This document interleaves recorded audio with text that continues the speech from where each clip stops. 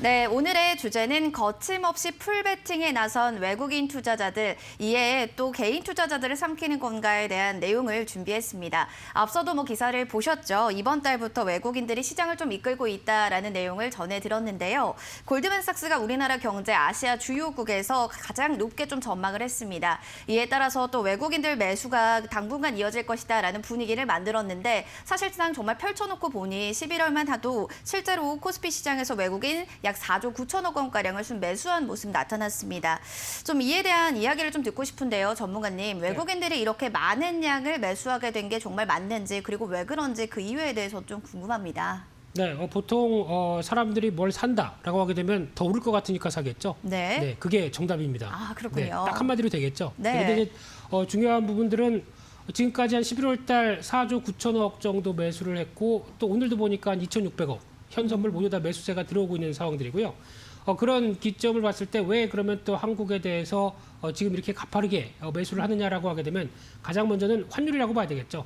물론 이제 주식을 사면서 어떤 주가의 상승에 따른 효과도 기대를 하겠지만 그 이면에는 또 앞으로에 대한 달러와의 약세 흐름들, 특히 최근 들어서 아직 달러화가 본격적인 약세는 아닙니다. 그런데 지금 원 달러 환율과 연결시켰을 때 원화가 먼저 강세를 보이다 보니까 여기서 추가로 달러화가 더 약세로 가기 시작하게 되면 원화는 더 강해지겠죠. 그런 흐름에 대해서 베팅을 하면서 지금 외국인들에 대한 매수세가 들어온다고 봐야 될 것 같고요.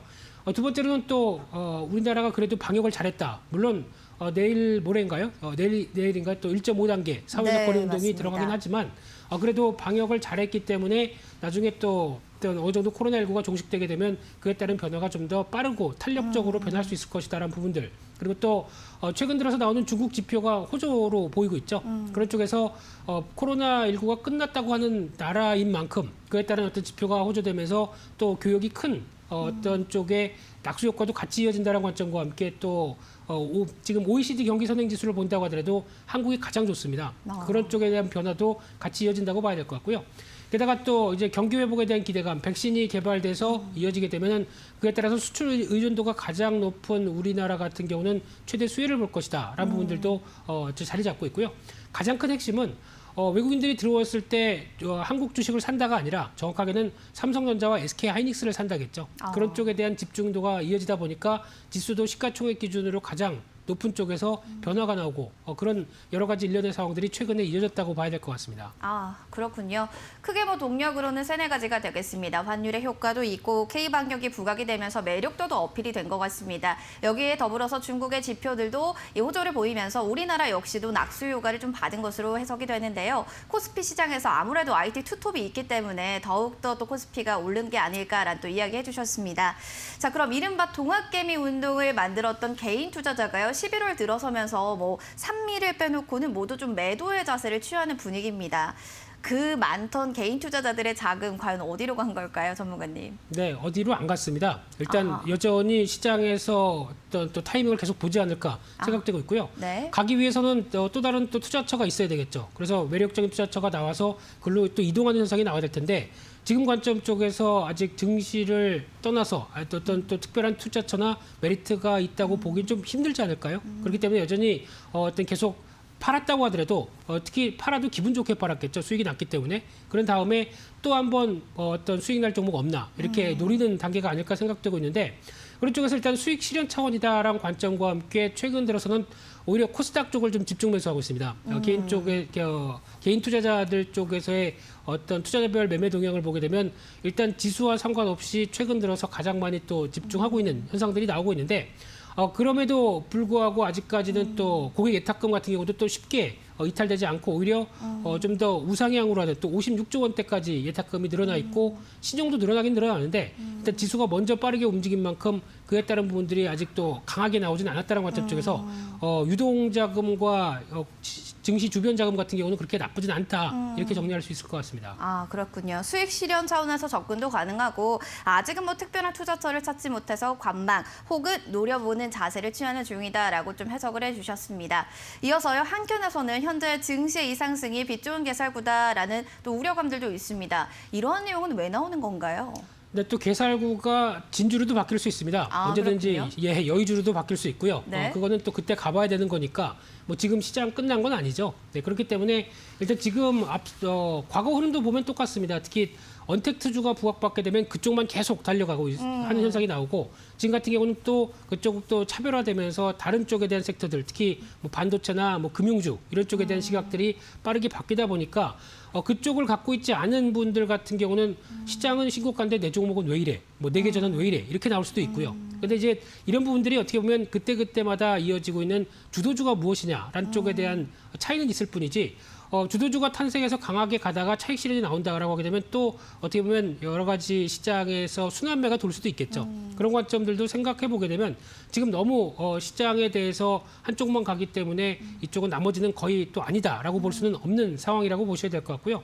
그렇기 때문에 단기적으로는 체감 지수가 약화되고 있고 거기에다가 뭐 IT나 반도체 그리고 또 금융주를 비롯해서 2차 전지 뭐 이런 어떤 특별한 섹터만 움직이는 것처럼 보여도 여전히 시장에서는 어떤 키 맞추기는 계속 나올 수 있다는 관점 쪽에서 기회 요인들은 충분히 노리시는 게 좋겠다 이렇게 말씀드리고 싶습니다. 아, 그렇군요.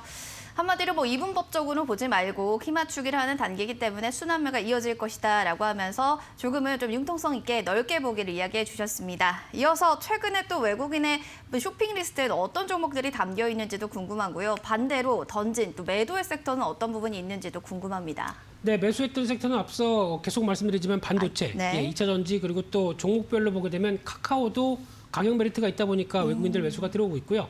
그밖에 삼성전기, 하나금융지주, 그리고 SK케미칼, SK케미칼은 MSCI 편입 효과도 있다고 봐야 될 것 같고요. 그런 쪽으로 나오고 있는데 매도하는 쪽은 자동차 쪽에서 현대차는 매도가 나오고 있고요. 그밖에 화학 쪽에서 금호석유, 롯데케미칼 약간 차익 실현 관점이라고 보여지고 있고 그밖에 CGN 같은 경우 진단키트 쪽에서 어떤 변화는 외국인들은 차익 실현에 집중하고 있다는 관점과 함께 상대적으로 카카오는 사는데 네이버는 판다. 이건 또 어떻게 보면 다 언택트 쪽에서만 또 똑같이 대응하는 전략은 아니죠. 그런 것 같게 먼저 더 성장폭이 크겠다라고 하는 쪽은 사고 있다는 관점들도 눈여겨볼 수 있는 그런 상황입니다. 아, 그렇군요. 네. 일단 매수하는 섹터는 분명 IT, 여기에 2차 전지, 카카오, 또 금융주가 되겠고 반대로 매도하는 업종, 차익 실현의 목적으로 좀 봐도 되겠습니다. 롯데케미칼, 시젠 등 관련한 업종들 또 있었습니다.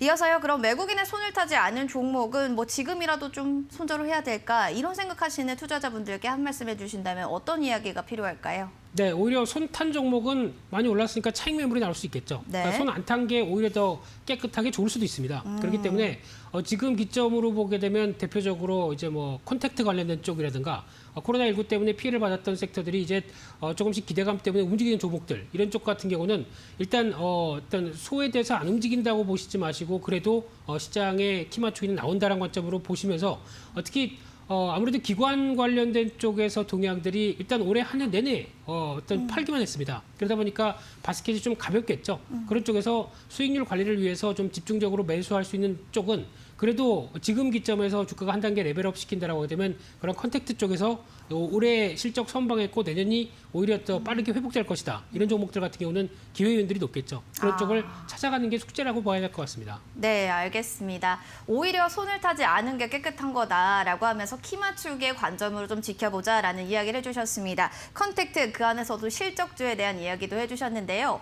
일단은요, 외국인 러브콜을 보낸 종목 중 안에서 우리가 좀 매수로 해도 괜찮은 종목에 대해서도 알고 싶은데요. 전문가님, 아까도 반도체, 뭐 2차 전지 이야기하셨는데 그 안에서 요즘 7만전자 나오는데 뭐 삼성전자 뭐 이런 반도체 섹터 보시나요? 네, 그것도 좋겠지만 그러면은 20만 전기가 어떨까 싶습니다. 아, 그렇군요. 삼성전기도 같은 IT 쪽이다 보니까 삼성전자가 움직이게 되면 같이 가는 또 어떤 같은 구조적인 흐름들을 보이는 그런 대표적인 흐름들이겠죠. 그러다 보니까 지금 관점 쪽에서 일단 IT 대표주다라는 관점과 함께 또 이제 스마트폰 출하량도 마찬가지겠지만 MLCC 쪽 이쪽도 어떻게 보면 수요 증가에 대한 기대감이 같이 나올 수밖에 없는 또 이제 전기차 쪽에 대한 변화라고 봐야 될 것 같고요.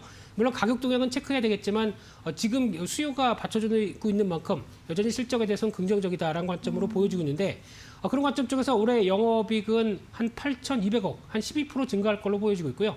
내년은 한 1조 원대가 넘어갈 걸로 보이면서 25% 이상 올라오게 된다라고 하게 되면 이런 실적의 배경들도 주가를 끌 가능성이 있다는 쪽에서 일단 2등급 정도로 보면서 목표가는 한 20만 원을 조금 일단은 못 되는 한 18만 원대 정도로 보시면서 추가적인 탄력 확인하셨으면 좋겠고요. 네. 손절가는 13만 7천 원 정도로 대응하시는 전략들이 좋겠다고 보여집니다. 네, 알겠습니다.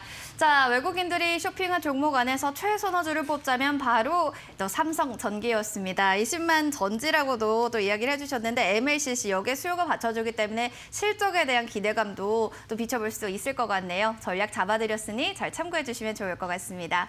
오늘 도움 말씀 주셔서 고맙습니다. 감사합니다.